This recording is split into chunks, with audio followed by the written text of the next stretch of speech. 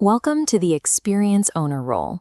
Your job comes down to one strict objective: find real user pain, describe it clearly, hand it to the right person, and check that the fix actually made life better.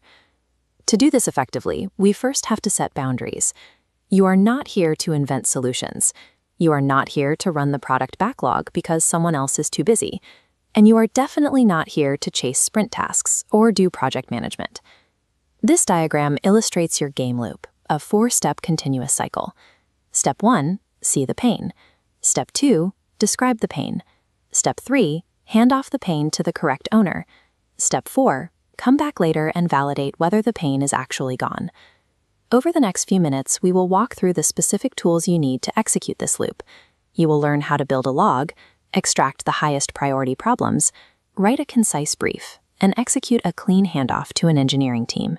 Mastering this exact sequence is your primary defense. If you step outside this loop, important experience problems get lost, watered down, or falsely marked as done without ever improving the user's day. Your first operational tool is the friction log. Do not wait for specialized software or a perfect tracking tool. For your first week, you must start with a basic, unpolished spreadsheet. Over-engineering this step will only slow you down. This diagram shows the exact setup for your log. It requires 9 specific columns: date, user type, task, what went wrong, workaround, impact, likely owner, status, and next step. The value of this log depends entirely on your precision. A vague complaint gives an owner nothing to investigate. A precise operational failure, like field technician cannot access app at shift start, gives them a specific target. To populate this log, you need raw data. Your assignment is to talk to 5 actual people doing the daily work. Do not talk to 5 managers summarizing what they think their users experience. You need the ground truth from the operators themselves. When you sit down with these users, avoid the most common trap in product research.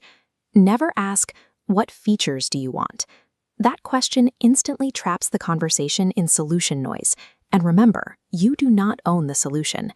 Instead, guide them with questions focused strictly on reality. Ask them, what were you trying to do? What happened instead? What did you do to get around it? And what does it cost you in time, effort, or delay? Sticking to this specific questioning framework filters out subjective opinions and personal preferences. What you are left with is cold, measurable friction data ready to be processed. Now that you have raw data in your log, you need to filter it. We use a simple mental model called buckets to sort this friction by severity and frequency. As you can see in this model, the first container captures the one-offs. These are isolated incidents. They might be annoying, but they do not form a clear pattern yet. For now, you will ignore them. Your real targets are the second and third buckets. Bucket 2 holds recurring friction happening in a single workflow. Bucket 3 holds systemic friction, the major issues that cross team boundaries, force complex workarounds, and generate repeat tickets. Review your log and select the largest, most repeated systemic friction from Bucket 3. Your next step is to translate that single issue into a formal 1-page problem brief. Keep this document lean. You only need to capture the core facts: who is affected, the exact conditions where the failure occurs, the workaround the user is forced to employ, and the final consequence of the failure. The most critical piece of this entire document is the final sentence. This is your outcome definition. It should clearly state what a successful fix looks like, such as, field users can start shift work without losing time to access failures. Notice what that sentence does not say. It does not say, build a new single sign-on dashboard.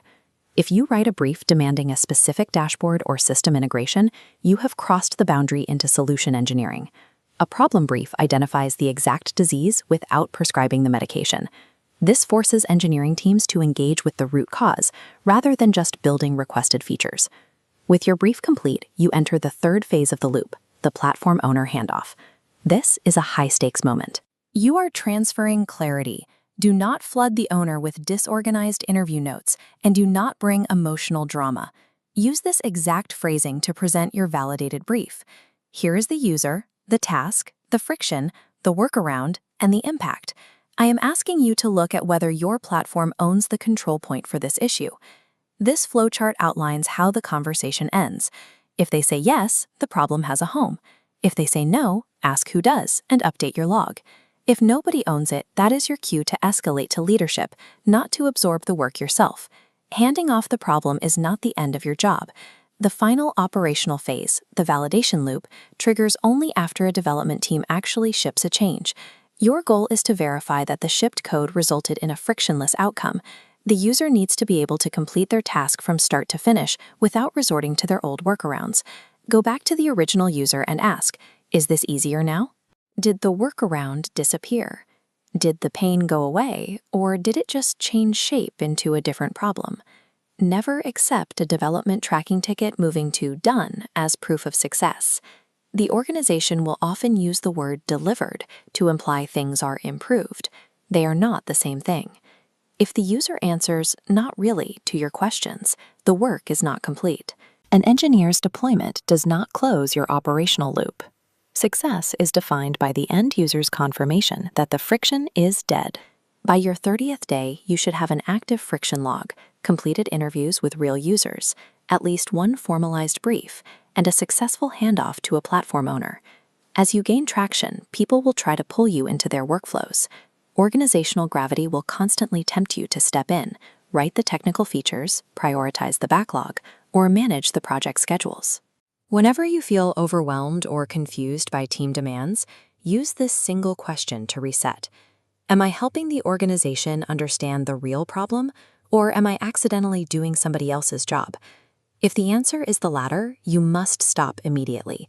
Reset your boundaries, state clearly that you own the problem definition, and step back from the delivery plan. Stay disciplined.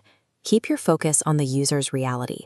Refuse the temptation to invent the solutions, and start running your game loop today.